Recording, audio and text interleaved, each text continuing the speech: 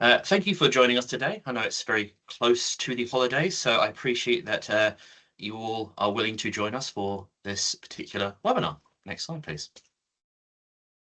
So I'll do some introductions. My name is Chris Stock, and I'm the project lead for Tariff Interoperability at Retail Energy Code, and I'll let the others introduce themselves. So Kevin.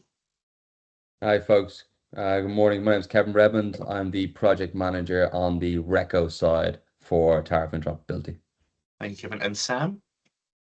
Morning, everyone. Samuel Wroe here, Senior Policy Advisor in Smart Secure Electricity Systems within the Department of the DESNZ.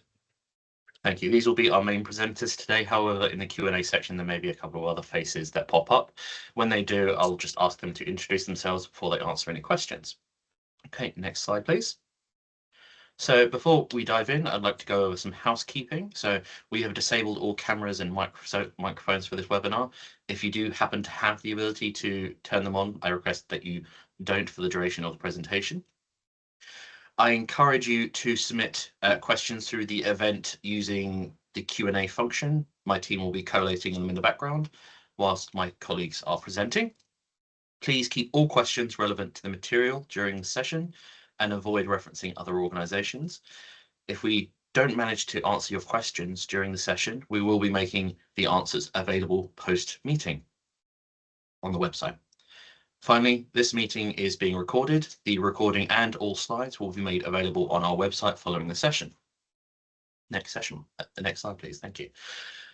So, the agenda for today. This webinar is focused on tariff interoperability and we'll walk through the end-to-end solution we have developed. We'll start with Sam, who will be giving a brief setting out of the policy background and wider context, and then we'll be followed by Kevin, who will be talking through the bulk of today's session, dedicated to explaining the content of the consultation itself and how different elements fit together. Following the presentation, we'll be moving on to a closed Q&A session where we'll be doing our best to address questions you have given us. One final note before I hand over to Sam. We appreciate that this is quite a technical set of arrangements, but today's session is intended to provide an overview of the consultation documents and the arrangements themselves. So please do submit any and all questions via the Q&A, but we'll be focusing on addressing more high-level themes during the session and the Q&A. As I noted, all questions will still be captured and are responded to after the webinar, so don't worry about submitting questions. And we expect the presentation to last somewhere between 20 to 30 minutes, with the remaining time spent answering as many questions as we can. Without further ado, I will now hand over to Sam to talk us through some policy elements. Sam. Thank you very much, Chris. And yeah, thank you everyone for joining this morning. It's important, just before we get into some of the detail around this, to provide a bit of background into why DESNZ is introducing these changes around tariff interoperability. So yes, just some brief background from me on that. So tariff data is required to optimize energy smart appliances. I'm sure many of you know, but optimization, we mean, turning on appliances when it's cheapest for a consumer to be using their energy during that period of time. So an example which I always refer to is if someone was to plug their electric car in when they get home from work, that it wouldn't start charging until later on in the evening or early hours of the morning when their tariff rate is cheaper. So we think that can provide some major benefits if we can automate that system. So currently the issue is that data isn't available in a consistent format or from a single source. So that's creating some sort of blockers, which we need to try and resolve. So currently consumers are required to manually configure their energy smart appliances, or ESA manufacturers or optimizers must build some custom integrations with those data sources from those suppliers. So what we're really looking to try and do is to try and centralize this.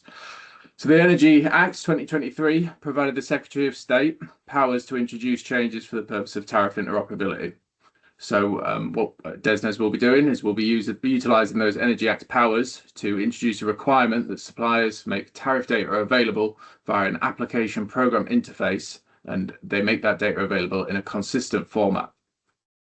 The result of this being that optimizers and ESA devices will then be able to use that information, so access the API, and then be able to use that tariff data to optimize those energy smart appliances for consumers. And the result of that, again, being that consumers will then be able to save money by more easily optimizing their energy consumption. So it's important to note that tariff interoperability will be delivered in 2 phases. The first phase will be focusing on making suppliers make electricity data available for time of use tariffs. And then in phase 2, we'll be looking to expand the requirements on suppliers to make gas data available, and then look at some more complex tariffs, for example, block tariffs and things like that. But it's important to note that this consultation is focused on the delivery and implementation of phase 1. So look forward to engagement with this consultation. And yeah, that's all from me. I'll pass back to Chris. Thank you. No, to Kevin, sorry. It's to Kevin. Thank you, Sam. Smooth. Cheers, Sam. Thanks very much. Laura, can we pop on to the next slide, please? Oh, perfect. How do we get here? I'm going to give a bit of an overview of the journey that we've had so far, bringing us to issuing the consultation at the end of November. And then we'll look at, okay, so what does that look like? Sam's covered the policy, but what does that look like from a delivery perspective? And then I'll close out by talking about what you can expect to see in the consultation, and why we've included some of those elements. And also, most importantly, how we can make sure to get the responses from you in time for the cut-off date. So in July 2022, DESNZ published the SSES consultation. So the initial consultation, which looked for industry views on interoperability and the cybersecurity arrangements of ESAs.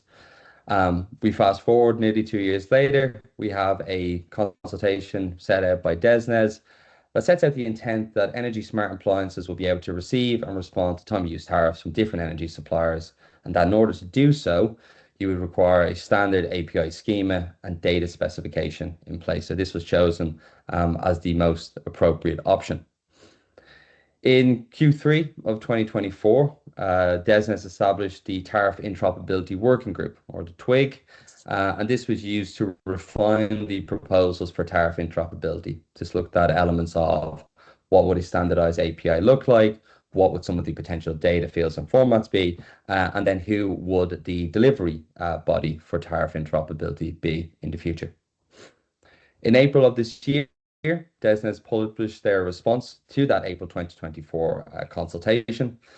And this response confirmed RECCo as the delivery body for tariff interoperability, defined the use cases for the phase 1 delivery, which we'll discuss in a moment, and finally formalized the use of a standardized API schema and data specification in order to deliver interoperability between ESAs and suppliers.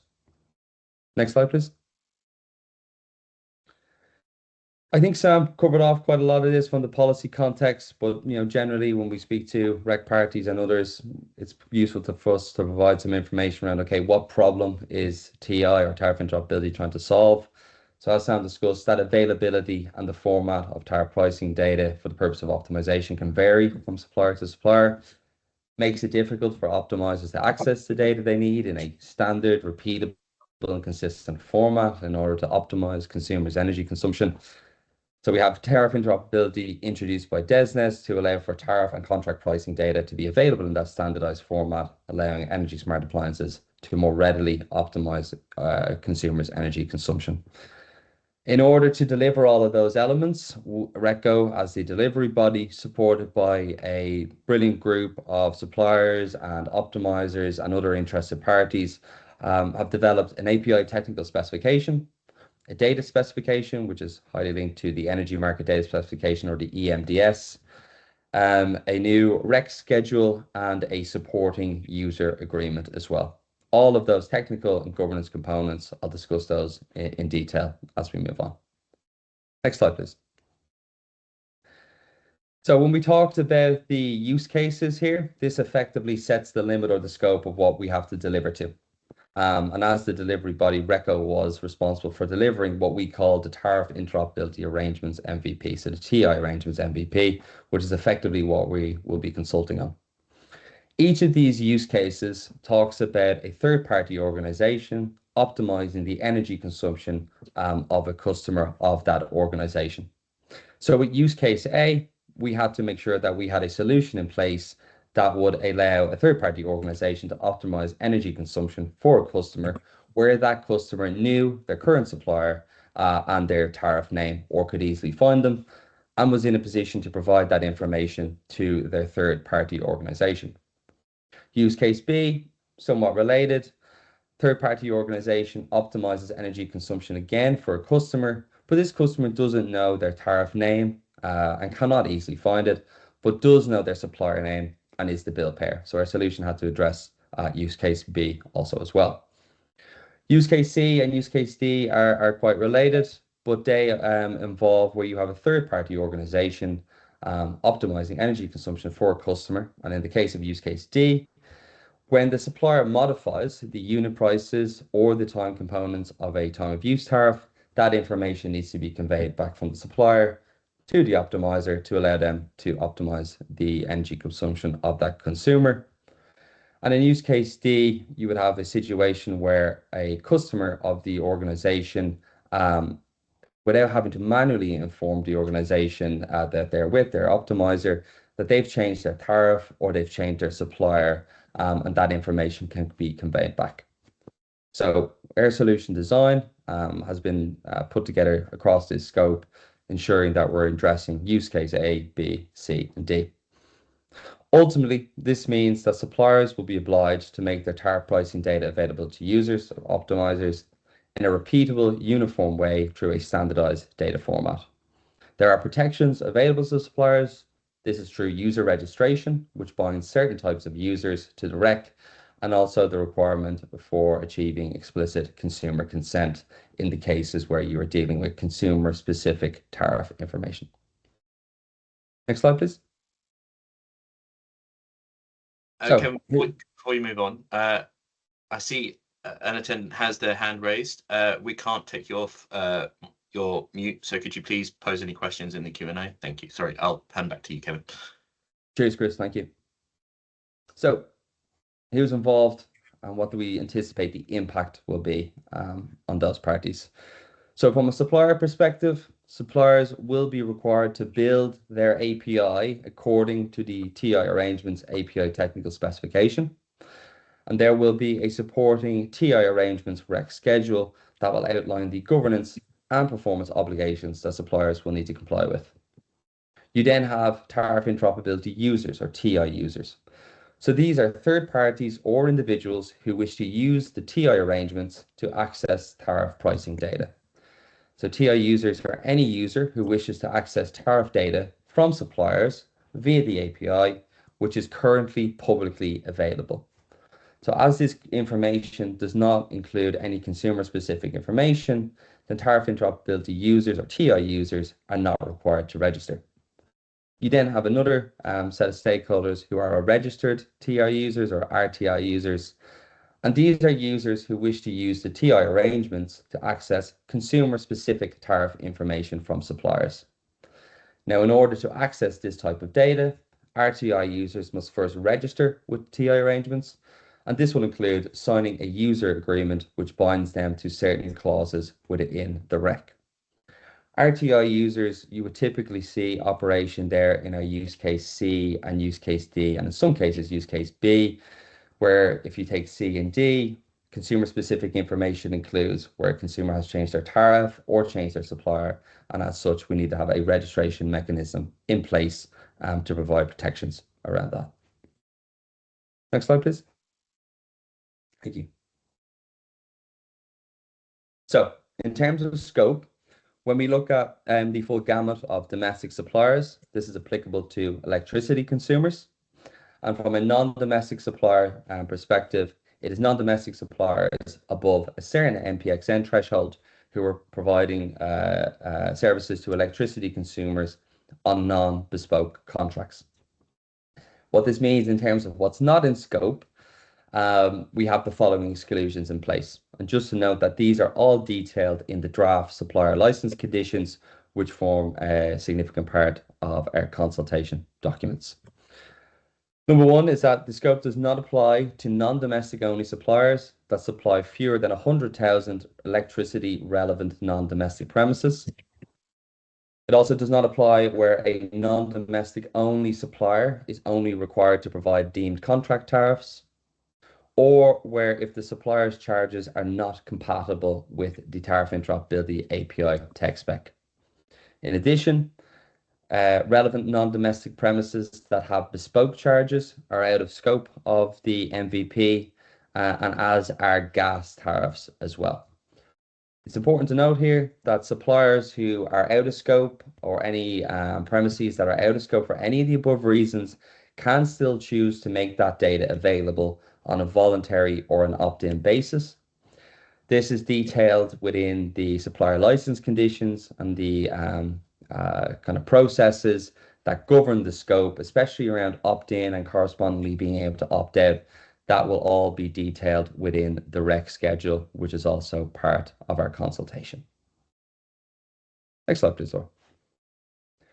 So the delivery timeline.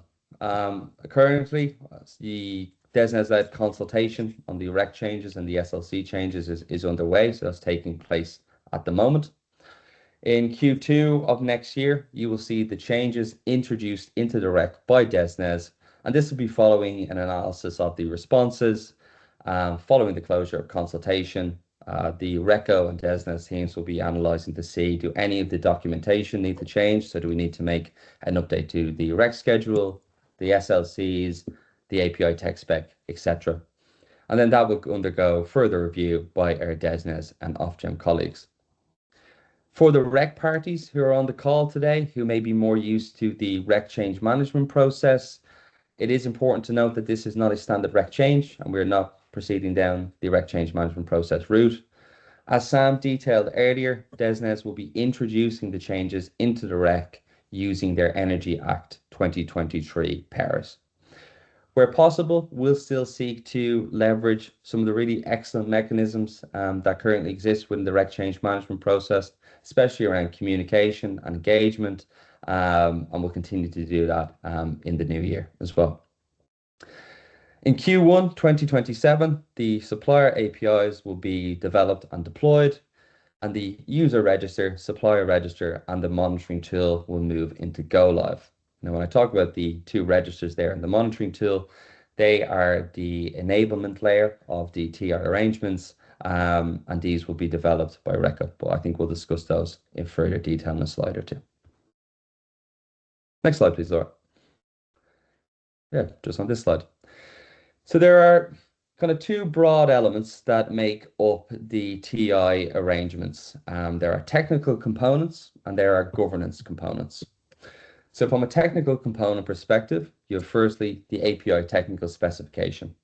Now this is the technical definition of the Tariff Interoperability API, and this is going to enable suppliers and users to build their solution. The solution must be built in accordance with the tech spec.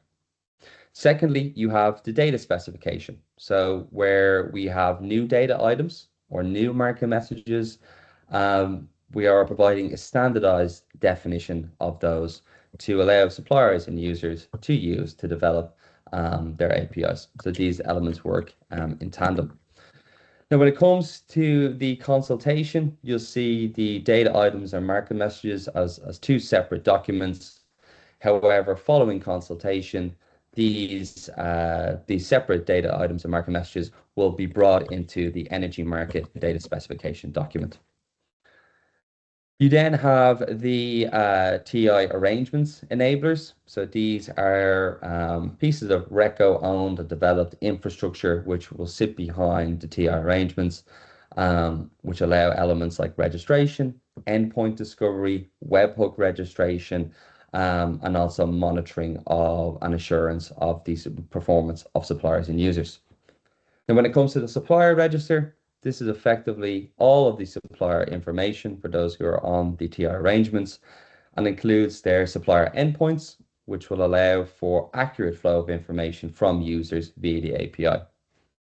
With the user register, you will have every user who has registered for the TI arrangements. So they have completed the registration process. They have signed the user agreement. They'll then be added to the user register. And this will also allow them to register their webhooks to receive event notifications through the APIs for the likes of a change of supplier or the change of the unit price of a tariff. Both the supplier register and the user register will also include contact details of technical, operational, security contacts and lead contact information as well. In addition to the registers, you have tariff interoperability monitoring. This will be an internal tool which will be used by RECCo to monitor and assure the performance of suppliers and users, adherence to the user agreement, but also from a supplier perspective, their adherence with their REC obligations as detailed in the REC schedule. This will be conducted through direct testing, so the monitoring tool will effectively ping supplier APIs, but also the collection of logging and metrics data. We'll talk a little bit more about performance assurance later on in the presentation. Next slide, please, Laura. So we've talked about technical components, and then we have our governance components. So we have REC Schedule Plus. So effectively, this isn't just the new tariff interoperability arrangement schedule, which is obviously part of our consultation and will be a Category 1 document in the future. This obviously sets out the obligations on suppliers, on registered users, and on RECCo. But in addition to the new schedule, you will also have some additions to REC Schedule 1, which is our definitions schedule. So TI, or Tariff Interoperability, has introduced some new definitions, and we need to make sure that they're accounted for within the REC as well. You will also have the API tech spec. So even though it is a technical component, it will still form part of the REC in the future. And you'll also have changes to the EMDS to reflect the new data items and market messages, and updates to the REC data specification standards definition documents. So that all forms part of some of the governance documents that we've had to update and will be part of the consultation. Now, post-consultation, there will be some consequential changes that we are anticipating. So we will do a review and make any updates to existing REC products to bring in line with the changes from tariff interoperability. This will include the performance assurance reporting catalog for the park, but also include updates to the charging methodology and the charging statement, and any additional Category 3 documentation will be reviewed as part of RECCo's own internal operational readiness activity. In addition to all the elements that form part of the REC and the REC schedule, we will also have the user agreement. So this is an agreement which will need to be signed by RTI users before they register, that requires them to meet specific standards on data protection, the use of data, and security as well. And then finally, you have the supplier license conditions. So these are additions to the supplier license conditions specifically focused on tariff interoperability that will effectively allow our DESNZ colleagues to enact the rules, which you will see within the REC. Next slide, please. So the consultation was issued, I believe, on the 25th of November, and we've detailed here what materials you can expect to find within. Firstly, there's a cover letter from Duncan Stone, who is the Deputy Director within the SES program within DESNZ, and that introduces the consultation and sets out a bit of information around what we're looking for. Annex B provides the full list of questions that we are asking across all of the various annexes, and that also links in with a pro forma response document, which I'll get into in a moment. Annex B provides a detailed insight into the policy overview of tariff interoperability. So Sam earlier on gave you kind of the Clip Notes version. This is a lot more the detail around we've gotten to where we are with tariff interoperability and the SES program more widely. Annex C has the draft supplier license condition changes, and also additional questions that are asked around if you have any comments on those changes, in addition to more detailed questions. Annex D has the REC TI arrangement schedule in draft. So this is probably the most significant in terms of length document that we have, and there's a number of questions in there for respondents to respond to. Annex E provides the tech spec for the API and the associated EMDS changes, so your data items and your market messages. Annex F provides your standards definition document, which redline changes to the existing REC artifacts that are there. And finally, Annex G has information around the implementation timeline as well. And as part of all that, you'll also find the pro forma response document. So any stakeholder who is providing feedback on any of those annexes as part of the TI consultation, we would strongly advise you to use the pro forma response document. There are certain questions, specific questions that we are asking of respondents. So if you could please use the pro forma response document, that would be much appreciated. Consultation materials are all available on the RECC portal and can be, the initial link to that can also be found on the RECC website as well. And I think there's a hyperlink in this slide to those materials when Laura sends them around later on. The consultation closes on Tuesday, the 20th of January next year, and we would ask that all responses are sent to the DESNZ email there, so sses.interoperability@energysecurity.gov.uk, and the RECCo email address, tariffinteroperability@retailenergycode.uk. Next slide, please. We've been closing out on some of the more detailed elements here, but we want to just give an overview of the user agreement, why we've included it, and why it needs to be robust. So a little bit more context for parties as they're reviewing the user agreement as part of the consultation documentation. It should be included in the RECC changes, so Annex D. The user agreement is effectively the mechanism that provides a legal pathway to allow RTI users to access consumer-specific tariff information. So if you're an RTI user or prospective RTI user and you want to access consumer-specific tariff information, there will be elements that you will need to comply with within the RECC, and this includes, firstly, the TI arrangement schedule. Consumers require confidence that a robust legal framework exists that protects the use of their data, and all participants in the TI arrangements require confidence that their obligations can be discharged, their intellectual property can be protected, and that their confidential data can be protected also. Each will need insurance that there are consequences for non-compliance and that the consequences provide an adequate deterrent, and this is delivered through the user agreement as well. But there are benefits to the user agreement as well from a user perspective. Having a user agreement in place removes the need for RTI users to hold multiple bilateral agreements with suppliers. And you'll see within the RECC schedule a section which outlines the permitted use of the TI arrangements. Following our discussions with legal advisors, we will propose a restricted permitted use of for the purposes of providing services to a consumer from which the organisation has consent. Again, if this is something you want to provide specific feedback on, there will be a question within the consultation on it also. Next slide, please.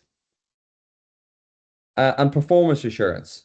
So I did detail earlier that we are expecting to make consequential changes to the PARC, so the Performance Assurance Reporting Catalogue, and we'll tend to progress those as a RECC change proposal in early next year, so following the RECC change management process. Within performance assurance, you'll see elements of direct testing. So where the monitoring tool will send daily API messages to each supplier's public tariff API using the endpoints that you would find in the supplier and user register. This will help us to ensure that the API is operational and that performance to the SLAs is occurring as it's set out in the tariff interoperability schedule. We'll then also have logging and metrics data. So we are proposing within the consultation that suppliers will be required to send a daily API message to the code manager, who will be managing the monitoring tool, with specific performance assurance information.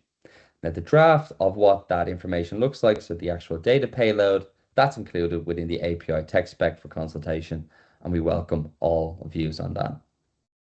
For RTI and tariff interoperability users at this point, we do not propose requiring TI users and RTI users to provide reporting data. However, as detailed in the schedule and in the user agreement, the RECC code manager can investigate RTI compliance with its obligation as set out in the user agreement and can suspend or remove access to consumer-specific information where appropriate. That is proposed and outlined as part of the user agreement and detailed within the RECC schedule as well. I believe I'm passing back over to Chris now to discuss our next steps. So thanks very much. Chris, all you. Okay, thank you very much, Sam and Kevin, for all of that. And so what is next? So after today, we're going to be sharing the recording and any written responses to the various questions you've been asking. The next key date, however, will be the 20th of January, as Kevin mentioned. Please make sure to share your responses to the 2 mailboxes on the screen. And please make sure, as Kevin noted, to use that pro forma provided with the consultation. This is mostly for the ease of collation of the responses and also to make sure you have addressed all of the questions within the consultation. We will, in the new year, be sharing a draft of the test approach and plan, as well as the change and release management approach for working group review and feedback. And we will also be launching a new working group, the implementation working group, primarily focused on development and implementation, as the name suggests. And then later on in the year, DESNZ will be publishing the formal government decision on tariff interoperability and then introduce the SLT changes and the RECCo schedule. So thank you all for the various questions. I will now begin with reading them out, pretty much. So we have one question in no particular order.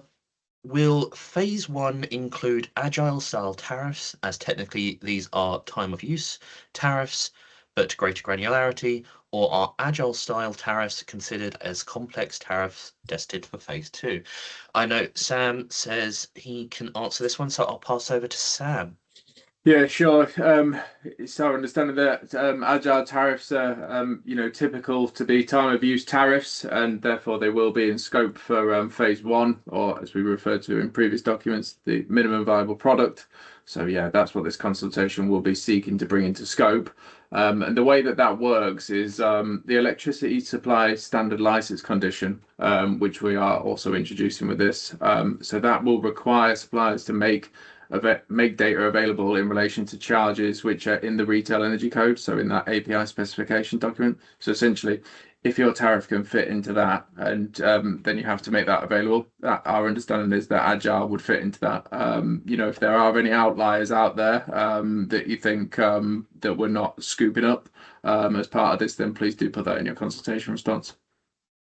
Thank you, Sam. Yes, if you do want to follow up on any of this, please do put it in the consultation and we'll do our best to respond. The next question is, can you please clarify the difference between customer-specific tariff information and bespoke charges, as the terminology is a bit confusing? Is it the case that customer-specific tariff information is not specific to that customer, but is public tariff information requested using the details of the specific customer that is on a public tariff? Kev has volunteered to answer this one, so Kevin. Yeah, so we would define consumer-specific tariff information as information contained within the tariff pricing data for that customer that only relates to them. So that could extend to something like their MPXN, for example, but also activity that they do as well, such as a change of their supplier, or where there has been a change in the unit price of their current time of use tariff as well.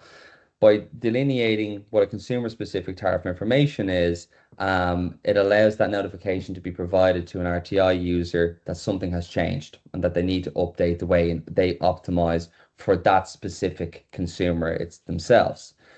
Bespoke charges, and you'll see these defined in the draft SLC. They're negotiated between supplier and non-domestic customers, and I think we define them within our draft SLC as charges for the supply of electricity that are tailored to the individual needs of a consumer being supplied by the licensee and that are not widely available on the open market.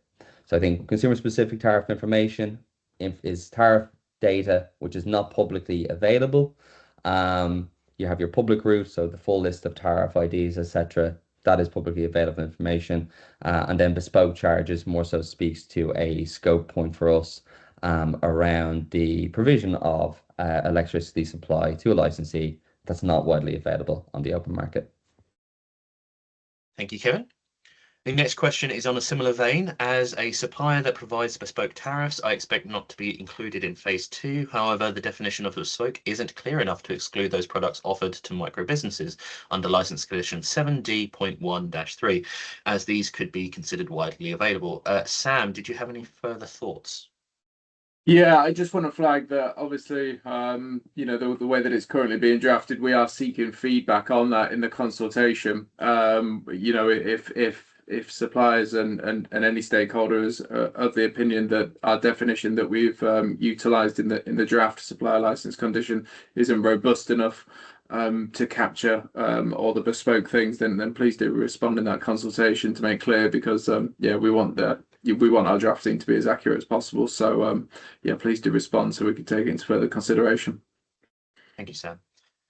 Our next question, from what I understand, an INC supplier or a large non-dom will not be obliged to provide bespoke tariffs. The proposal also states that will not be made to share deemed tariffs if that's all they have to share. Does this also apply to default tariffs?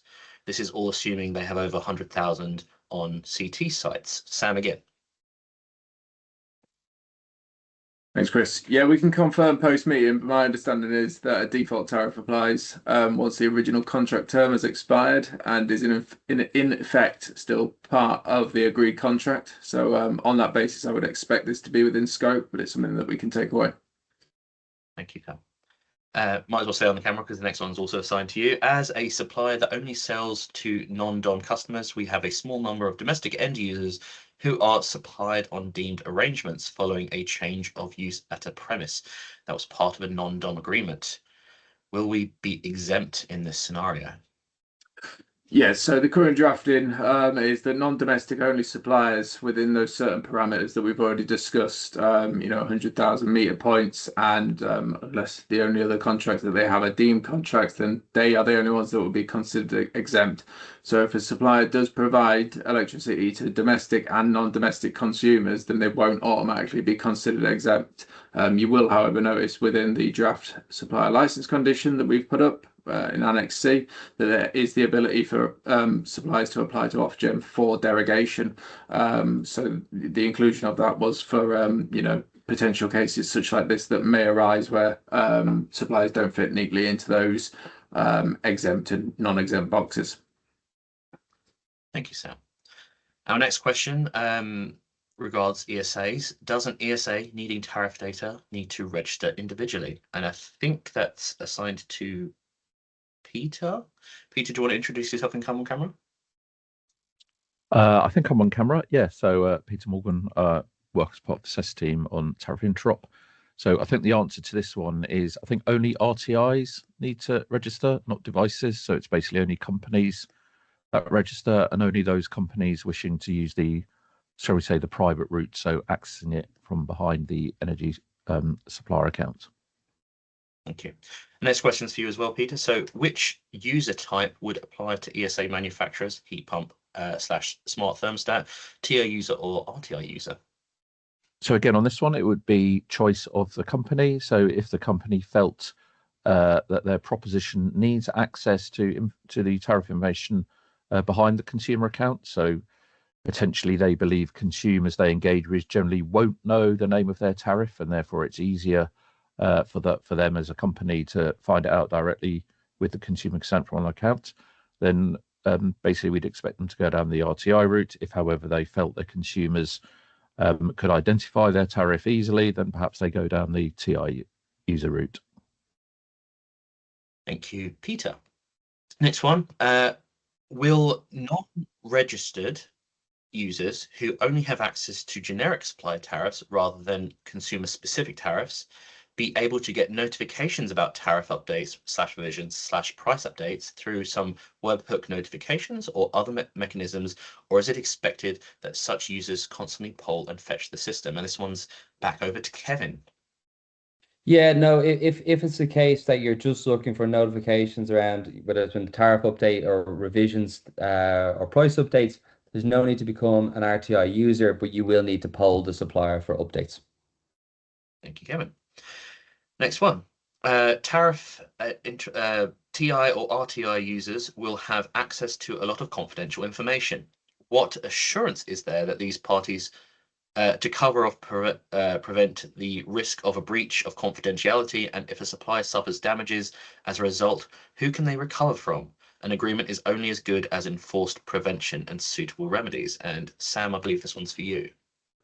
Yeah, so an RTI user is required to sign the user agreement and comply with the confidentiality requirements within that, and they can only access tariff-related information as set out within the API specification. So non-compliance with the user agreement may lead to suspension or, the removal of access.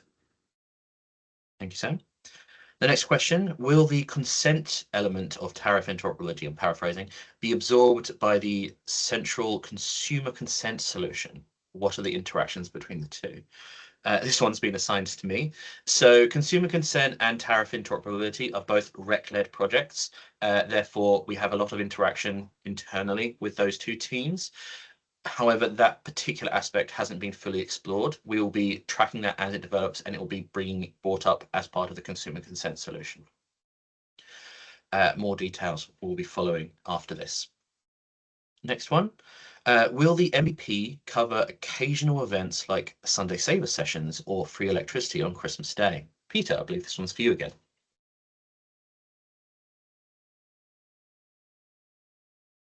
Hello. Yes. So the answer is yes. So within the API spec and also the plain text version available via the website, I think there are at least two fields that we will probably clarify. Well, we'll clarify in written responses. But there's two fields that allow perhaps some of the more, I don't know, esoteric tariffs to be able to describe how the time-based element works. So yes, we definitely would see them as being in scope, and we've allowed at least two fields within spec that allow sort of descriptions of how these types of arrangements could work. Thank you, Peter. So the next one. What is out of scope for non-domestic tariffs? So it appears on my little spreadsheet, we don't have an assigned user for this, so I'll take a stab at it. So the non-domestic tariffs, fewer than 100,000 electricity relevant non-dom premises, only required to provide deemed contract tariffs, not compatible with the TI API specification, and relevant non-dom premises has bespoke charges. There is also further details in the appendices of this slide on what is and isn't within scope, and we'll also be fleshing out that answer post-meeting. Next question, what determines whether tariff data is widely available on the open market? This question, I would request that the questioner of this, could you please clarify? I don't think I necessarily understand what you mean by this question. Could you perhaps rephrase it or answer it in a few more comments, and I'll just move on to the next one and circle back. So the next question is, please can you provide written answers to these questions and share after the event? Yes, as I stated at the beginning, all questions that are asked here will be provided with a full written answer and shared on the website post this meeting. It won't be immediate, as we'll want to make sure the answers are fully fleshed out, so it will probably be either end of the week or very early the week after. But yes, they will be published, don't worry, as will be the recording. The next question, sorry if answered already as I joined late. How are ESAs going to offer the users tariffs to the customer on their apps? Will they have to poll every supplier to scrap the list of tariffs, or will they be able to integrate with a single point of contact and get the whole list of tariffs in one go? This is something I don't think I can answer off the top of my head. I would ask for someone within my team to volunteer themselves to. I can take that. Thank you, Peter. So again, I think it's down to the sorry, come on camera. I think it's down to the proposition you're putting to the consumer. So if you only need to access a specific tariff, then you only access what you need. If you feel you need to access a wide range of tariffs, then the TI user route may be the one to investigate there. But not sure I fully understand the question, but basically all options are on the table, and it's down to, I guess, the nature of the proposition you're putting to your consumer. Thank you, Peter. So that is the end of the questions that I can see so far. Sam, you've got your hand raised. Did you want to come in? Yeah, I was just going to come back on the question about what determines whether tariff data is widely available on the open market. So, so our understanding of what we've tried to carve out within this is our understanding of how non-domestic contracts are provided out to consumers, is that, you know, a lot of information is taken into account before a final before a final price is offered to that consumer, and you know, they provide them with a price that's almost specific to that consumer. And so we're really just trying to carve out that. So the use of that definition is really trying to capture everything else. So if you know, you have a tariff rate which is available online for non-domestic consumers, and that rate is the same as what someone two doors down would also be getting, then that is the intention that would also capture. But again, you know, as we've said throughout this, if our intentions are not capturing the correct things, then, you know, please do respond to these to make sure that we're addressing it correctly. Thank you, Sam. If we do need any clarification on the questions as we are filling out the written responses, we will reach out to you separately. However, we have one more question from, I won't say who. Will there be a set schema terms for supplier APIs, or will suppliers be able to set their own schema references? And if so, what guards will be put in place to prevent changes to these schema references once put in place? Once again, I'll ask for a volunteer from my team to jump in. Maybe Sam, can you have a stab at that one? I think we'll come back on that one, Chris, unless, yeah, Andrew's put his hand up. Thank you. Rescued by Andrew. Andrew, if you come on camera and introduce yourself, please. Yeah. Afternoon all, I'm Andrew Wallace, Market Design Lead for RECCo. So I think the answer is yes. There is a standard API schema for suppliers and TI users and RTI users to use to interact with each other. So there is that kind of standard API process. The information on the schema and the data items is set out in the consultation. Thank you, Andrew. It appears I missed a question. How do tariffs interact with flex suppliers? If an ESA needs tariff data to decide if to respond to an FSP event, how is that handled? Once again, I can Peter. take that one. Thank you, Peter. So again, it's a sort of similar answer, which is, I guess it's down to the nature of the proposition. So if the FSP, and I guess in this instance, we're sort of meaning an FSP that perhaps is directly controlling the appliance, then I guess the FSP would be taking the tariff information as an input along with other user preferences and probably other data to then generate schedules. But I think that's effectively the way we envisage it. I'm not quite sure. Perhaps if you want to sort of put a follow-up question in, that'd be good. But I think in terms of the way we've envisioned these arrangements is that in its simplest form, a device can just optimize against the tariff. If it's something more complex where tariff and other inputs are required, then we're more down the I guess the other part of the program's regulation, you know, the phase 2 regulations route. But anyway, not quite sure I'll answer the question, but happy to take any follow-ups. Thank you, Peter. John, I do see that your hand is raised, unfortunately, for various reasons. Because we want to share this recording publicly, we won't be able to take you off camera. However, if you do have another follow-up question, please post it in the Q&A section. Or if you want to have a direct conversation with us, we're happy to arrange a bilateral meeting post this session. I'm not seeing any further questions in the section. I'll pause briefly in case anyone does have any questions. Otherwise, I think we can draw this webinar to a close and finish up.